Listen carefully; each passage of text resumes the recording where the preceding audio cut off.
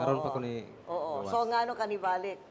O yun, doon kami interesado kung bakit ka nibalik. Balik sa grupo. Nibalik ko sa Nibalik grupo. sa sunod, gobyerno. sa atong society. No? Sa gobyerno. Sa lipunan, oo. Naka-desisyon ko, ma'am, nga mubalik ko sa gobyerno tungod sa pila ka tuig na ko nga mukuyog sa New People's Army. Bisag piso, wala gyud ko'y makuha. Okay. Hangtod nga naminyo ko, wala gihapon ko'y makuha. Okay. So, nang nakahuna ako, mas maayo pa mo. Surrender na lang ko sa gobyerno, sa sundalo. So karon sulod ka sa atong social integration program, ang atong rebel returnees program. O kauban diri ang gamay na tabang aron makasugod ka gihapon sa imong kinabuhi. So unsa ang imong mga damgo sa imong bago nga buhi karon? Sa ako ang damgo, ma'am, nga gusto gyud ko nga makapanginabuhi kog tarong. Oo. Panginabuhi kog porma. Unsa? Walay magdisturbo sa kuha. Oo. So sa pikas nga grupo. Asa untang imong pagkakinabuhi? Unsa ang imong trabaho o livelihood na imong livelihood, ma'am. Unsay livelihood ang imong ang imong gusto naman? Kung naalang unta, ma'am, kalabaw, Okay. baka, Livestock. oh, kana, ma'am. Okay. So, unya sa atong seremonya, unya, na ay tabang ang gobyerno para kanimo, aron masugna nimo ang imong bag-o nga livelihood.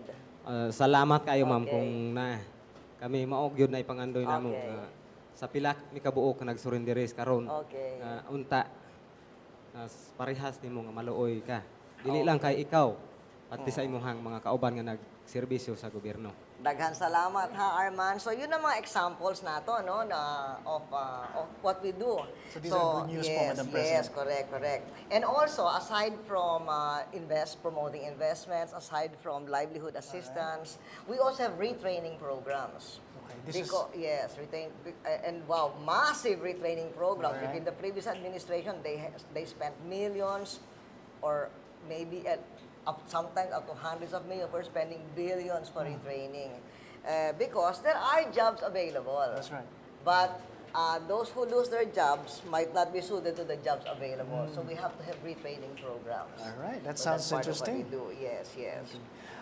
And There's then- there's a call for volunteerism, and the Yes. president, you have signed an executive order. In fact, in Yes. General Santos City, the local government is actually like having their own way voluntarily of Correct. preserving electrical energy and everything like that. We yeah. have seen that, but this is like new to us here in Yes, Sauxagen. yes, yes. This volunteerism among Filipinos to complement government's belt tightening Yes, measures. yes, So yes. this like creating the National Service Corps and Yes. the Youth Conservation Corps. Actually, I have two executive orders. One is creating the National Okay. National Service Corps, and the Youth Corps, the National Youth Corps, and the Conservation Youth Conservation Corps. And then I have another executive order that declares May as Volunteerism Month because we want to start doing that now. So let me explain to you what the National Service Corps. First of all, the reason why we're pushing volunteerism is because times like this, kinahanglan, tanan katauhan, from gikan sa laing-laing walks of life, we should really contribute to the national effort. Aron masigurado nato nga the less fortunate members of our community are able to withstand the challenges brought about by this economic slowdown. So, that's why we created the National Service Corps and the Youth Conservation Corps. Now, this is being handled, coordinated by the National Youth Commission. Because the target of both of these corps are young Filipinos aged 18 to 24. Okay. Ang diferensya diri, ang National Service Corps is made up of the skilled but unemployed youth. Okay. And we want them to help out in, for instance, in education, being, for instance, being, let's say, student teachers, things like that. And then and it's patterned, in other words, it's patterned after the Peace Corps, the U.S. Peace Corps. And then the other one is for the unskilled or less educated youth. So we want to mobilize them in environmental protection, infrastructure maintenance. You know, environmental protection would mean, for instance, garbage collection or planting trees, right. things like that. And if you might have heard about the oyster. Uh-huh. That continues, but that is now subsumed into the youth conservation core because that was really an out-of-school youth program. And for those who want to join this, Regina Lupta is the head of the National Youth Commission, and he's right there. I don't know if the camera will pan on him. But I asked him to join us because while he will coordinate, the implementing agencies will be those who can hire DepEd, DSWD, DPWH, etc. So he has to now make his courtesy call on all the cabinet members who are here so that he can work out what they will be doing and so he can act as a secretariat for them. So if anybody wants to join this, anybody from the youth 18 to 24, and Governor Temaguda Dato is nodding his head. A local government official who wants to have their constituents join this, they can touch base with the Youth Commission or Regina Lupta or any of the agencies that are implementing this project. Okay. Madam President, just recently you arrived from a working visit in Egypt and a state visit in Syria.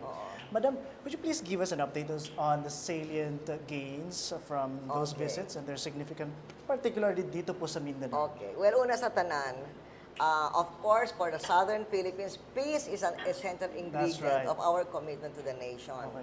Ug aron makaabot kita sa kalinaw, kinahanglan ang kooperasyon dili na sa tibuok nasod, dili na sa gobyerno sa Pilipinas, kundi sab ang ato mga higala sa mga laing-laing nasod.